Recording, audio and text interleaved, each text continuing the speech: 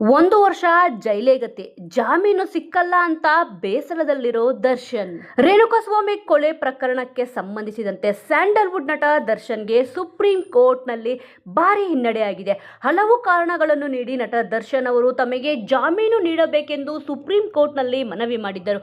ಆದರೆ ಇದೀಗ ಜಾಮೀನು ಅರ್ಜಿಯನ್ನು ವಿಚಾರಣೆ ನಡೆಸಿದ ಸುಪ್ರೀಂ ಕೋರ್ಟ್ ಮಹತ್ವದ ತೀರ್ಪು ನೀಡಿದೆ. ಮಹತ್ವದ ತೀರ್ಪು ನೀಡುವ ವೇಳೆ ಸುಪ್ರೀಂ ಕೋರ್ಟ್ 1 ವರ್ಷ ಸಮಯಾವಕಾಶ ನೀಡ್ತೀವಿ, ಆ ನಿಗದಿತ ಸಮಯದ ಒಳಗೆ ವಿಚಾರಣೆ ಪೂರ್ಣಗೊಳಿಸದಿದ್ದರೆ ಜಾಮೀನು ನೀಡುತ್ತೀವಿ, ಸಾಕ್ಷಿಗಳನ್ನು ಮತ್ತೆ ಮತ್ತೆ ವಿಚಾರಣೆ ನಡೆಸುವುದು ಬೇಡ ಎಂದು ಸುಪ್ರೀಂ ಕೋರ್ಟ್ ಹೇಳಿದೆ. ಸದ್ಯಕ್ಕೆ ನಟ ದರ್ಶನ್ ಅವರಿಗೆ ನ್ಯಾಯಮೂರ್ತಿ ಪರ್ದಿವಾಲಾ ಅವರಿಂದ ಪೀಠ ಜಾಮೀನು ನಿರಾಕರಿಸಿ ಮಹತ್ವದ ತೀರ್ಪು ನೀಡಿದ್ದಾರೆ. ಹೀಗಾಗಿ ನಟ ದರ್ಶನ್ ಅವರು ಮತ್ತಷ್ಟು ದಿನಗಳ ಕಾಲ ಜೈಲಿನಲ್ಲಿಯೇ ಉಳಿಯಬೇಕಾದ ಪರಿಸ್ಥಿತಿ ಎದುರಾಗಿದೆ.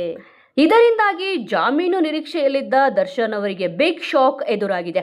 ಪರಪ್ಪನ ಅಗ್ರಹಾರ ಜೈಲಿನ ಕ್ವಾರಂಟೈನ್ ಸೆಲ್ನಲ್ಲಿರುವ ದರ್ಶನ್ ಅವರಿಗೆ ಜಾಮೀನು ಸಿಗದೇ ಇರುವ ವಿಚಾರ ತಿಳಿದು ಬಹಳಷ್ಟು ಬೇಸರ ವ್ಯಕ್ತಪಡಿಸಿದ್ದಾರೆ ಎಂದು ಹೇಳಲಾಗುತ್ತಿದೆ. ಈಗಾಗಲೇ ಸಿನಿಮಾ ಕೆರಿಯರ್ ಬಗ್ಗೆ ಚಿಂತೆಗೀಡಾಗಿರುವ ದರ್ಶನ್ ಅವರು ಇದೀಗ ಜಾಮೀನು ಸಿಗದೇ ಇರುವ ಹಿನ್ನೆಲೆ ಮಾನಸಿಕವಾಗಿ ಕುಗ್ಗಿ ಹೋಗಲಿದ್ದಾರೆ ಎಂದು ಹೇಳಲಾಗುತ್ತಿದೆ. ಜೊತೆಗೆ ಎರಡೂ ಕಡೆಯ ವಾದ ಆಲಿಸಿದ ನ್ಯಾಯಮೂರ್ತಿಗಳು ಮತ್ತೊಂದು ಮಹತ್ವದ ಸೂಚನೆ ನೀಡಿದ್ದಾರೆ. ಅದೇನಪ್ಪಾ ಅಂದ್ರೆ, ಇನ್ನು ಈ ಪ್ರಕರಣದಲ್ಲಿ ಒಟ್ಟು 272 ಸಾಕ್ಷಿಗಳಿದ್ದಾರೆ. ಆದರೆ ಕಳೆದ 7 ತಿಂಗಳಲ್ಲಿ ಕೇವಲ 10 ಸಾಕ್ಷಿಗಳ ವಿಚಾರಣೆ ಮಾತ್ರ ನಡೆದಿದೆ.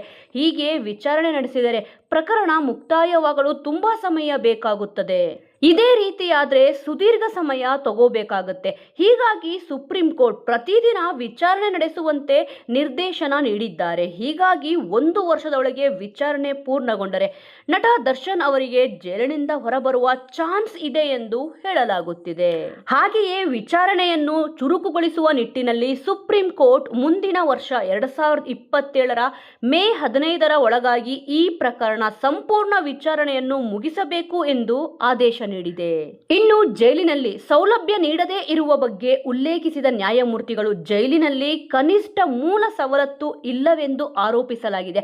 ಹೀಗಾಗಿ ದರ್ಶನ್ ಅವರಿಗೆ ಎಲ್ಲಾ ಕನಿಷ್ಠ ಮೂಲ ಸವಲತ್ತುಗಳು ನೀಡಬೇಕು, ಜೈಲು ಕೈಪಿಡಿಯಲ್ಲಿ ನಿಗದಿಪಡಿಸಿರುವ ಸವಲತ್ತು ನೀಡಬೇಕು ಎಂದು ತಿಳಿಸಿದ್ದಾರೆ. ವೀಕ್ಷಕರೇ, ಖಂಡಿತವಾಗಿಯೂ ಈ ಒಂದು ವಿಚಾರದ ಬಗ್ಗೆ ನಿಮ್ಮ ಅನಿಸಿಕೆ ಅಭಿಪ್ರಾಯವನ್ನು ತಪ್ಪದೆ ಕಮೆಂಟ್ ಮೂಲಕ ತಿಳಿಸಿ.